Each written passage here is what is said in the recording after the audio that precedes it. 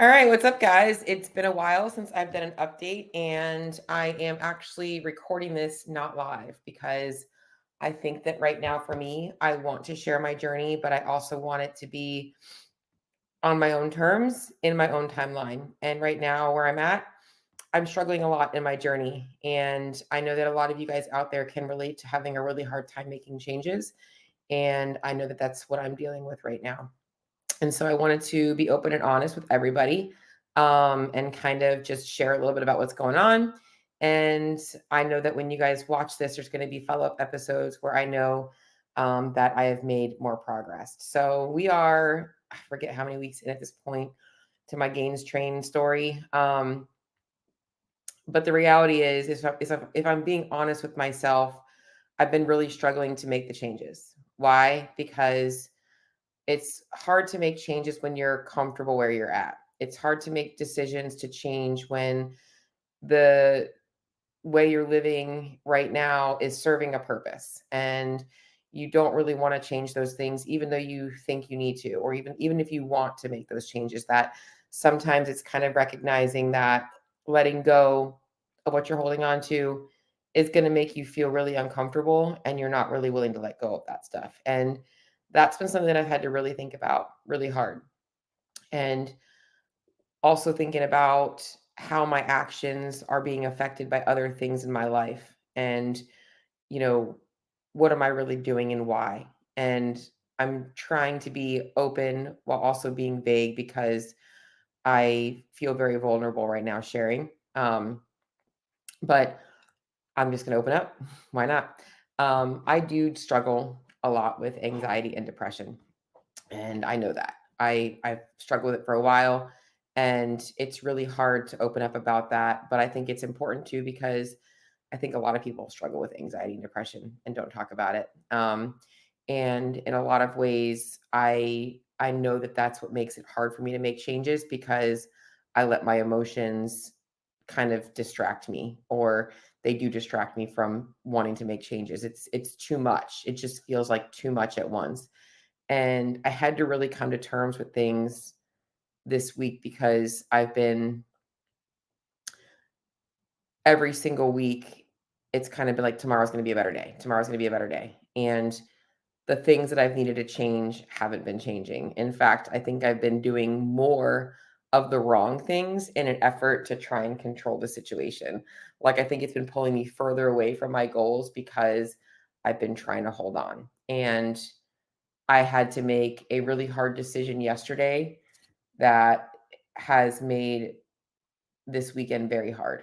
Um, and the decision really was because I've never fully recovered from my episode at the hospital. And if I'm being honest, I know that I haven't fully recovered from it. I know that I'm still not feeling well. And I've just been kind of getting by in my workouts and not feeling great. And part of it is like, okay, at some point, like maybe you're just not competitive anymore in CrossFit. At some point, it's like, no, you're regressing because your body's breaking down. And I'm not listening to any of the signs my body's been telling me because of fear of letting go. And it's taking me further and further away from my goals. I hired a coach. I'm not listening to my coach. I just am so stuck in my behaviors and my old ways that it's making it very difficult to change. And I thought I was at the bottom where I was like ready to make changes a few months ago when I was in the hospital, but I wasn't. Maybe physically I was, but mentally I wasn't ready. And I think that it's important to talk about what it feels like to be mentally ready to make change because I think people think that mentally ready is like, huh, I feel great. Let's do this. Let's sign up. That's not mentally ready. Mentally ready isn't feeling good and being like, I'm ready for this change. I'm ready for it to happen. Mentally ready is like, shit's hard. And you're going to sit and you're going to feel uncomfortable and you're going to keep doing the hard work. And that's where I'm at. So I spoke honestly with my coach yesterday after having some serious conversations with my doctor. Um,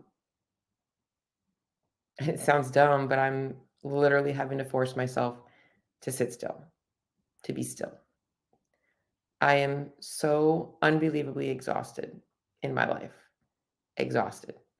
And all I want to do is work or train or do things or keep myself busy. And I'm trying to just sit with my feelings and sit with what it feels like to be still and think in my own head without thinking about other things I have to do, thinking about myself, thinking about why change is so hard for me. What am I afraid of? Just all of it. And I've been crying a lot and I feel a little bit cried out. But the update is this: I'm being still this weekend. And as hard as it is, I'm forcing myself to eat more. Like I'm forcing myself to fuel my body. And this is where things get vulnerable because I know what I would tell an athlete. You're under recovered. You need to relax. You need to just, but in my head, I'm like, well, maybe I shouldn't be eating as much. Nope. You got to eat. You got to eat the same amount. And I know y'all can relate to having your coach tell you what you need to be changing, but not really wanting to change it. And this is making me feel vulnerable because I'm telling you guys the truth. Um, it's hard, but because I'm struggling, I know I'm working and I'm committed. And as hard as this weekend is, I know that if I can stick to this weekend, next week is going to be better. I'm going to be a little bit stronger every day. I know I've got it. So that's my update for today.